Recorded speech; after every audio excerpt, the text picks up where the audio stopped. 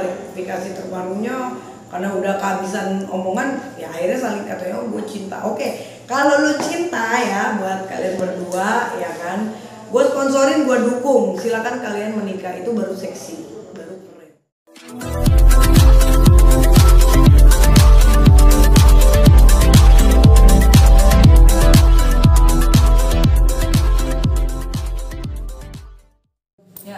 Komentarnya lagi rame nih soal masalah Eva Manurung. Ya. Gimana sih awalnya sih kayak gitu? Ya awalnya kan sebenarnya niatnya kan tadinya dikenalin ke aku untuk proyek kerjasama bareng untuk nyanyi, karena tadinya aku mau nyanyi bareng sama adiknya Virgon, tapi kan memang segitunya aku ngebom di media ya pada saat itu untuk yang tadinya dia nggak dikenal jadi mulai dikenal, tapi latihannya akhirnya jadi setelah 2 minggu lebih jadi kayak sindrom, jadi dia yang nggak bisa lah, sibuk lah ini itu. Nah aku sebagai produser kan, kita kan berpikir gue udah keluarin duit ya gue juga harus ada hasil yang cepat gitu loh, karena pada saat itu hampir udah sampai 2 bulan setiap hari aku jalan gitu ya sama Mama Eva, tapi ternyata memang orang-orangnya yang di sekeliling ini nih circle-nya kurang baik lah, jadi kayak nyepelein, ngegampangin, padahal kita yang keluar uang banyak. Ya, terus akhirnya ada lagi ponakannya Mama, ada inisialnya depannya O. Itu juga begitu juga, ada masalah pribadi lagi yang di luar ya, cemburu lah ceweknya, inilah ini. Malahan juga kita udah berapa kali latihan akhirnya hancur juga. Nah, yang ketiga kali aku balik dari Singapura, ada nih ya kan, Mama ngenalin lagi nih, janjian lah di cafe Indra Bruckman di Tebet.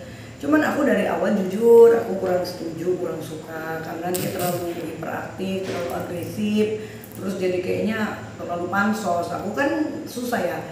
Aku ini kan orang yang udah pengalaman tingkat dewa ya. Jadi kalau ngelihat laki-laki terlalu lebay, terlalu pansos, terlalu agresif, dan gue kan indigo, aku ngelihat wah ini ke depannya gue gak bagus kerja sama dia.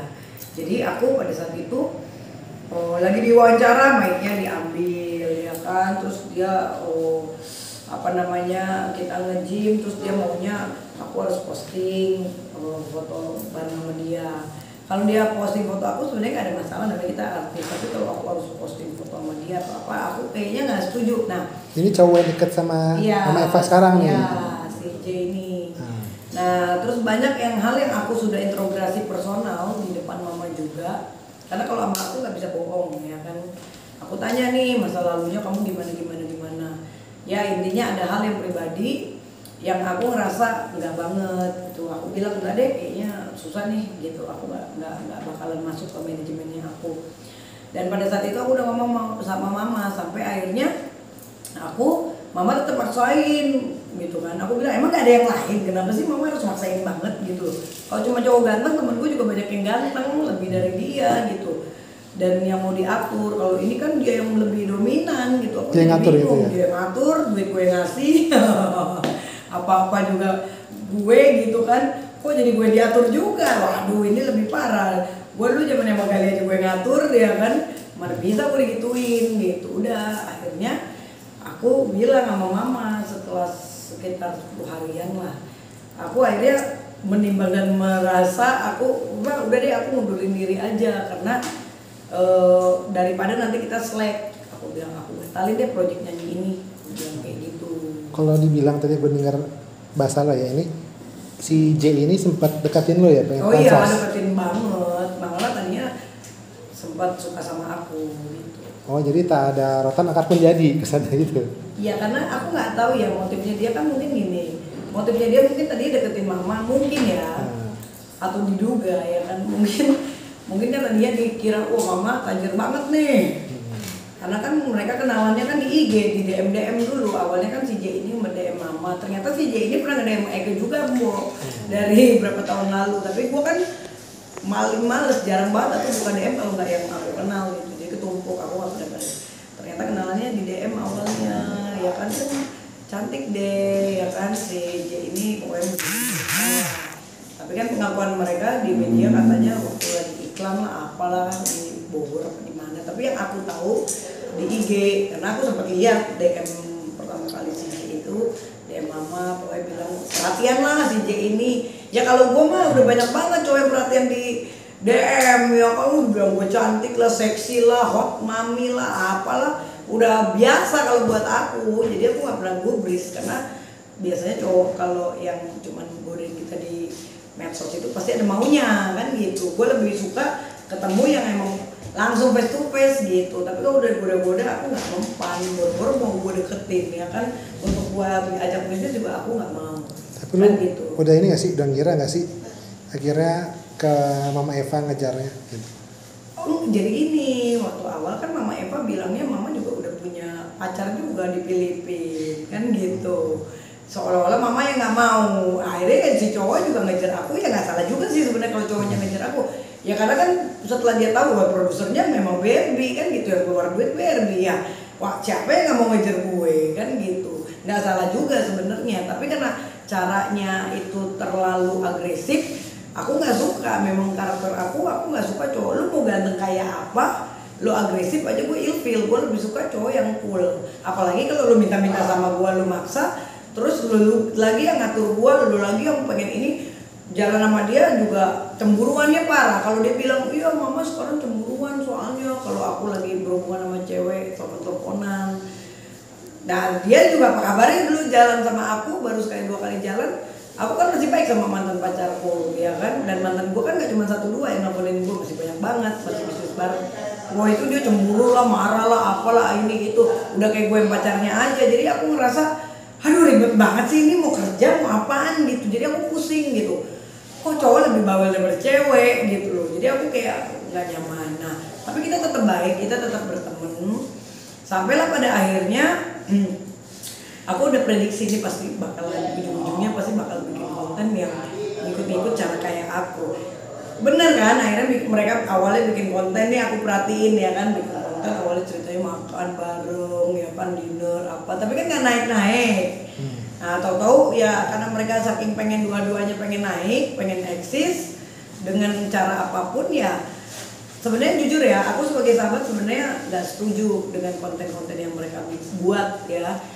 Dalam arti bukan semuanya, tapi lebih kayak kalau lu nge-brandingin lu pacaran itu kan nggak cocok.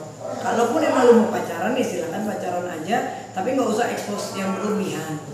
Kita nggak menghalangi orang kalau emang ada rasa suka. Makanya dengan kejadian ini gue harap mereka kalau emang suka ya udah go ahead, menikah dong sekalian, itu keren. Lu tantang nikah nih ya? Gue tantang nikah, nanti gue sponsorin deh ya kan, gue tantang nikah gitu loh. Tapi jangan sampai udah gini. Sekarang aku lihat lain lagi nih perkembangannya, karena mungkin aku hujat ya kan, baby hujat ya kan. Wah sekarang yang tadinya satu bilangnya nganggap ibu, yang ibu juga nganggapnya ceweknya ya kan, udah gak ada yang sinkron kan. Ketika dipanggil bintang tamu TV kan dua-duanya udah gak sinkron captionnya, tapi saling mencintai. Nah sekarang gue lihat lagi nih klarifikasi terbarunya, karena udah kehabisan omongan ya akhirnya saling katanya oh gue cinta. Oke, kalau lu cinta ya buat kalian berdua ya kan, gue sponsorin, gue dukung, silakan kalian menikah, itu baru seksi, baru keren.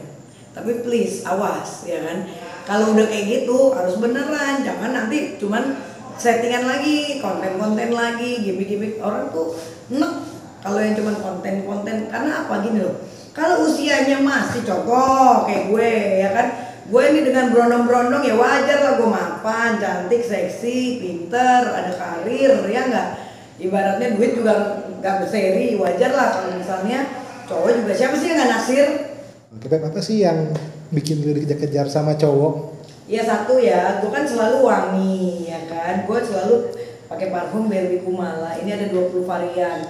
Parfumnya juga wanginya tuh dahsyat-dahsyat. Jadi cowok deket gue tuh pasti wanginya tuh, wih gila ya Barbie udah cantik ya kan, wangi, royal juga ya kan. Bohong banget kalau gue gak royal kan gitu. Itu satu. Ya kedua, gue kan juga selalu rame di media lah, dalam arti emang kalau cowok-cowok yang mau pansos ya emang kebeneran. Tapi aku nggak sebodoh itu gitu loh. Ya ibaratnya gini, dia baik, si J ini baik. Bukan gue bilang dia juga nggak baik, dia baik. Tapi bukan untuk berpacaran, bukan untuk bercinta, bukan untuk kalau kita baik sekedar jadi teman, it's okay, karena aku juga masih tetap baik gitu.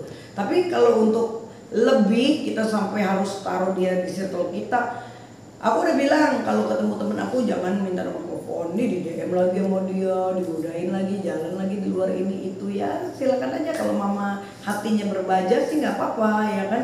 Jangan sampai nanti baru 2-3 bulan, apalagi dengan pengakuan sekarang karena udah ke pojok akhirnya katanya cinta, tahu-tahu besokannya ya kalau sampai nikah, kalau nggak sampai nikah kan malu, tahu-taunya bubar ya kan, atau ya akhirnya ketahuan settingan. Jadi seperti yang Feby bilang, jatuhnya receh itu loh. Kenapa kita ngomong kayak gini? Karena aku sebenarnya sayang gitu loh dengan mama, terutama ya karena kan aku tahu lah mama seperti apa hatinya. Karena 2 bulan kemarin aku sempat dekat, itu kan dekat setiap hari loh, sampai apartemen juga aku sewain gitu buat kita base camp kita. 2 bulan itu barengan tiap hari. Media juga bisa ditanya teman-teman media, aku yang sosial ya, tapi ya itu kalau circle-nya memang harusnya kurang baik, kenapa dipertahanin ya. Cuman oke lah, karena rasa suka. Makanya kita kan nggak bisa melarang orang nih, nanti kita bilang A, besok dia bikin B, kita bikin B, kita bilang C. Oke, ya sekarang